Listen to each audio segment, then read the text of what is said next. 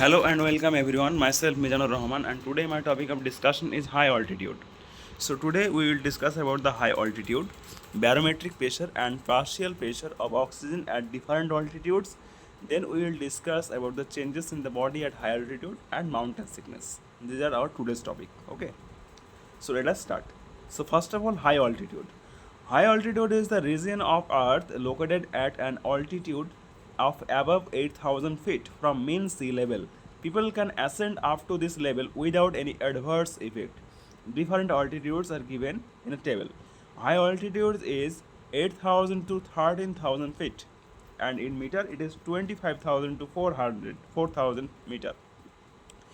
Very high altitude it is 13k to 18k feet, and in meter it is 4k to 5k 5.5k, and extreme altitude it is greater than 18,000 feet, and in meter it is 5.5k greater than this. And characteristic feature of high altitude is the low barometric pressure, and however the amount of oxygen available in the atmosphere is same as that of sea level. Due to low barometric pressure, partial pressure of gases, particularly oxygen, proportionally decreases. It leads to hypoxia. Carbon dioxide in high altitude is very much negligible and it does not create any problem. Now, barometric pressure and partial pressure of oxygen at different altitudes.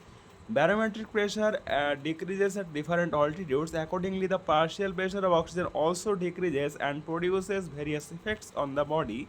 Barometric pressure and partial pressure of oxygen at different altitudes and their common effects on the body are given in a table. Yes, at sea level, the barometric pressure is 760 mmHg and the partial pressure of oxygen is 159 mmHg. Common effects not so severe effect, it is normal. In 5,000 feet, the barometric pressure is 600 mmHg. Oxygen partial pressure is 132. Common effect, no hypoxia. 10,000 feet altitude, barometric pressure 523 mmHg, and partial pressure of oxygen is 110, and common effect is mild symptom of hypoxia start appearing.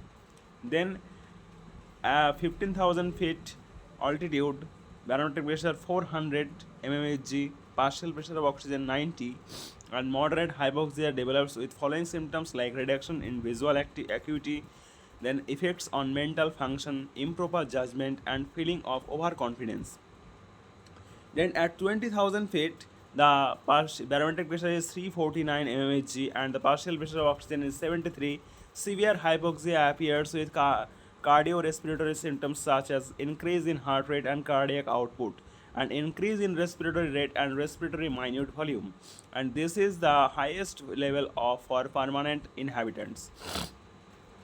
25,000 feet, the partial barometric pressure is 250 and the partial pressure of oxygen is 62. This is critical altitude for survival. Hypoxia becomes severe and breathing oxygen becomes essential. 29,628 feet, the barometric pressure is 235. The partial pressure of oxygen is 49. This is the highest.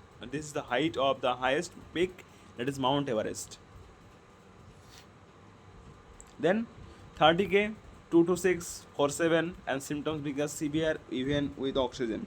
50k, 87, 18, hypoxia becomes more severe even with pure oxygen. Then changes in the body at high altitude. When a person is exposed to high altitude, particularly by rapid ascent, the various systems in the body cannot cope with the lowered oxygen tension and effects of hypoxia start. Besides hypoxia, some other factors are also responsible for the changes in function of the body at high altitude. Factors affecting physiological function at high altitude, that is hypoxia, expansion of gases, fall in atmospheric temperature, light rays, and effect of hypoxia are referred in another chapter. We will discuss in the later video. Then effects of expansion of gases on the body. Volume of gases increases when the barometric pressure is reduced. So at high altitude, due to the decreased barometric pressure, volume of all gases increases in atmospheric air as well as in the body. at the sea level with atmospheric pressure of 760 mmHg if the volume of gas is 1 liter at the height of 18,000 feet where the atmospheric pressure is 379 mmHg, it becomes 2 liter, and it becomes 3 liter at height of 30,000 feet where the atmospheric pressure is 2 to 6 mmHg. An expansion of gases in the GI tract causes painful distension of stomach and intestine. It is minimized by supporting the abdomen with a belt or by evacuation of the gases. Expansion of gases also destroys the alveoli. During very rapid ascent from sea level to over 30,000 feet of height, the gases evolve as bubbles, particularly nitrogen, resulting in decompression sickness. Now, effects of reduced atmospheric pressure. Environmental temperature falls gradually at high altitudes. The temperature decreases at about 0 degrees centigrade at the height of 10,000 feet, and it becomes minus 22 degrees centigrade at the height of 20,000 feet. At the altitude of 40,000 feet, the temperature falls to minus 44 degrees centigrade, and injury due to cold or frostbite occurs if the body is not adequately protected by warm clothing. Now, effect of light rays. Skin becomes susceptible for injury due to many harmful rays like ultraviolet rays of sunlight. Moreover, the sun rays reflected by the snow might injure the retina of the eye if it is not protected with suitable tinted glasses. Severity of all these effects depends upon the speed at which one ascends in high altitude. The effects are comparatively milder or moderate in slow ascent and are severe in rapid ascent. Now, mountain sickness. What is mountain sickness? Mountain sickness is the condition characterized by adverse effects of hypoxia at high altitude, and it is commonly developed in person going to high altitude for the first time. It occurs within a day in this person before they get acclimatized to the altitude. Now, symptoms. In mountain sickness, the symptoms occur mostly in digestive system, cardiovascular system, respiratory system, and nervous system. Symptoms of mountain sickness are, in number 1, digestive system. Loss of appetite, nausea, vomiting occur because of expansion of gases in GI tract. Cardiovascular system, heart rate and force of contraction of heart increases. Respiratory system, the pulmonary blood pressure increases due to increased blood flow, and blood flow increases because of vasodilation induced by hypoxia. Increased pulmonary blood pressure results in pulmonary edema, which causes the breathlessness. Now, nervous system. The symptoms occurring in nervous system are headache, depression, disorientation, irritability, lack of sleep, weakness, and fatigue. These symptoms are developed because of cerebral edema.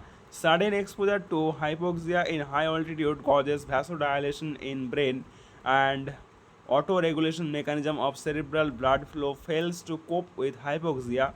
It leads to an increased capillary pressure and leakage of fluid from capillaries into the brain tissue. Now, treatment. Symptoms of mountain sickness disappear by breathing oxygen.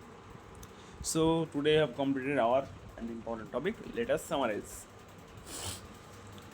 So, in high altitude, first of all, we have come to know what is high altitude, what is very high altitude, and what is extreme high altitude. Then we have come to know about the barometric pressure and partial pressure of oxygen at different altitudes.